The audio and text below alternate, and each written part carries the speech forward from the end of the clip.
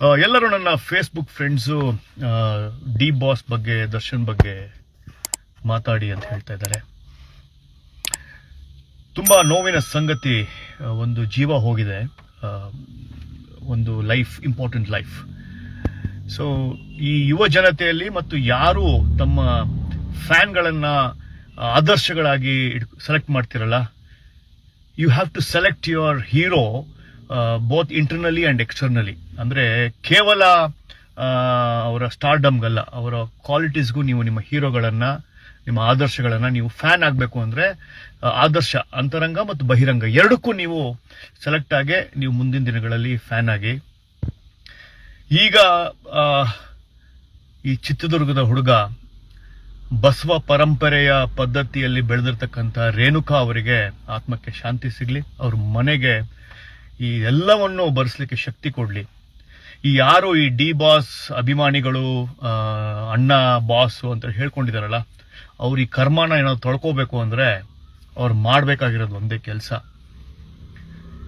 D ಬಾಸಿನ ಕೋಟ್ಯಾಂತರ ಜನ ಅಂತ ಏನೋ ಹೇಳ್ಕೊತಾ ಇದ್ದೀರಲ್ಲ ಕರ್ನಾಟಕದಲ್ಲಿ, ನಿಜವಾಗ್ಲೂ ನೀವು ಇದೇನಾದರೂ ಸಪೋರ್ಟ್ ಮಾಡಬೇಕು ಅಂದರೆ ರೇಣುಕಾ ಸ್ವಾಮಿ ಅವರ ವೈಫಿಗೆ ಪಿಕ್ಚರ್ ನೋಡ್ತಿರಲ್ಲ, ದುಡ್ಡು ಕೊಟ್ಟು ₹150, 100 ಆ ಥರ ಕಲೆಕ್ಟ್ ಮಾಡಿ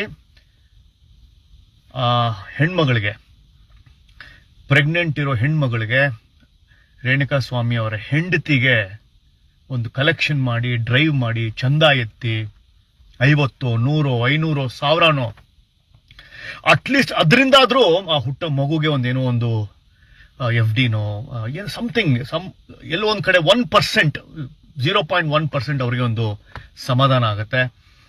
ಇದನ್ನ ನಾವು ಮಾಡಿದ್ರೆ I think that will be the best thing cine lover are a fan ಮಾಡ್ಬೋದು. ಈ ಫ್ಯಾನು ಅವ್ರು ಕೊಡೋ ಒಂದು ಐ ಡೋಂಟ್ ಕಾಲ್ ಇಟ್ ಕೃತಜ್ಞತೆ, ಒಂದು ಪಾಪ ಪರಿಹಾರಕ್ಕೆ. ಯಾರೋ ಒಬ್ಬರನ್ನ ನಾವು ಆದರ್ಶ ಅಂತ ಏನು ಕರಿತಾ ಇದ್ವಲ್ಲ, ಆ ಆದರ್ಶದ ಪಾಪಕ್ಕೆ ನಾವೇನಾದ್ರೂ ಪರಿಹಾರ ಮಾಡಬೇಕು ಅಂದರೆ ದಾನ ಮಾಡಬೇಕು.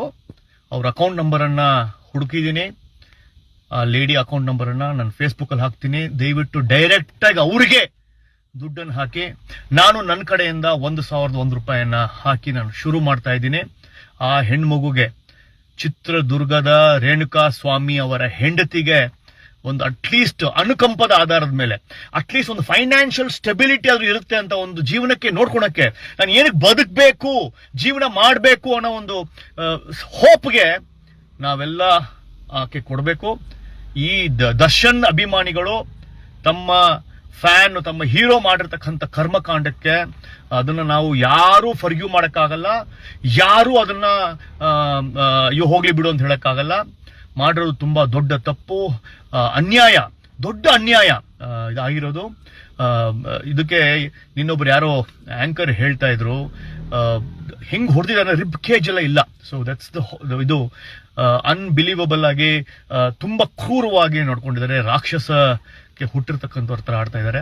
ಸೊ ಇದನ್ನ ನಾವೇನಾದ್ರೂ ಸರಿಪಡಿಸ್ಕೋಬೇಕು ಅಂದ್ರೆ ರೇಣುಕಾ ಸ್ವಾಮಿ ಅವರ ವೈಫನ ಅಕೌಂಟ್ ನಂಬರನ್ನು ನಾನು ಫೇಸ್ಬುಕ್ಕಲ್ಲಿ ಕಲೆಕ್ಟ್ ಮಾಡಿ, ಅಥವಾ ಪೊಲೀಸವರ ಸಮ್ಮುಖದಲ್ಲಿ ಅದು ಒಂದು ಅಕೌಂಟ್ ಮಾಡಿಸಿ ಆ ಹೆಣ್ಮಗಳಿಗೆ ಒಂದು ನ್ಯಾಯ ಕೊಡಿಸೋ ಥರ ಒಂದು ಆಧಾರ ಸ್ತಂಭವಾಗಿ 5 ಲಕ್ಷ ಆಗುತ್ತೋ, 10 ಲಕ್ಷ ಆಗುತ್ತೋ, ಬರೀ 1 ಲಕ್ಷ ಆಗುತ್ತೋ ಗೊತ್ತಿಲ್ಲ, ಪ್ರಯತ್ನ ಅಂತೂ ಇದೆ.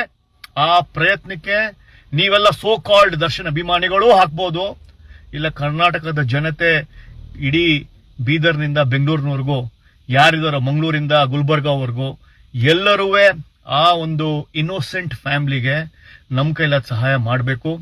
ಆ್ಯಂಡ್ ಮೊದಲನೇದಾಗಿ ಹೆಚ್ಚಾಗಿ ದಾನ ಮಾಡಬೇಕಾಗಿರೋದು, ಒಂದು ಪಿಕ್ಚರ್ ನೋಡೋದು ಕಮ್ಮಿ ಮಾಡಿ, ಡಿ ಬಾಸ್ ಫ್ಯಾನ್ಸ್ ₹100, ₹50, GPayನೋ ಏನೋ ಒಂದು ಅಕೌಂಟ್ ನಂಬರು ಆ ಲೇಡಿದು ನಾನು ಪೊಲೀಸ್ ಡಿಪಾರ್ಟ್ಮೆಂಟಿಂದ ಈಸ್ಕೊಂಡು ಆ ಲೇಡಿಯ ಅಕೌಂಟ್ ನಂಬರನ್ನು ಆದಷ್ಟು ಬೇಗ ಶೋಧ ಮಾಡಿ ನನ್ನ ಫೇಸ್ಬುಕ್ಕಲ್ಲಿ ಹಾಕ್ತೀನಿ.